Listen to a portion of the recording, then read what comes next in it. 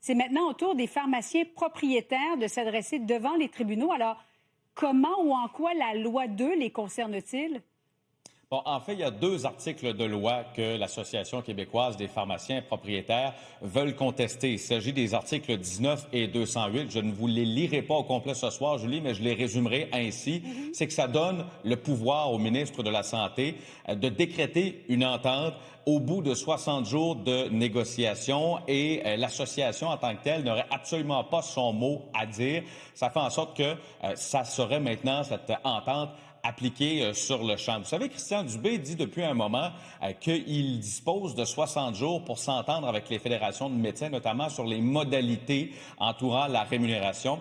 Il s'agit exactement de la même chose. Ça s'applique aussi aux professionnels. Ça ne faisait déjà pas l'affaire des fédérations de médecins, mais du côté des professionnels, disons que c'est le premier rassemblement, la première organisation qui dit publiquement, entre autres, et par la voie et le biais des tribunaux, que ça ne fait pas son affaire. Donc, on y va d'une contestation. On dit que ça vient brimer notamment le droit de négocier et que ça brime aussi la dynamique de négociation. D'ailleurs, il y a une négociation en cours là, au moment où on se parle entre l'association et le gouvernement. Benoît Morin.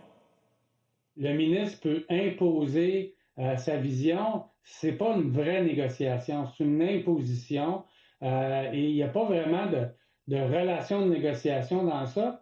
Et c'est particulièrement préoccupant parce que nos négociations vont pas très bien. Suite au dépôt de la loi 2, il y a eu un dépôt à la table assez catastrophique pour la rémunération des pharmaciens propriétaires. Bon, les contestations de la Fédération médicale étudiante et de la Fédération des médecins spécialistes ont échoué devant la Cour supérieure. Est-ce que ça sera mieux pour les pharmaciens propriétaires? Écoutez.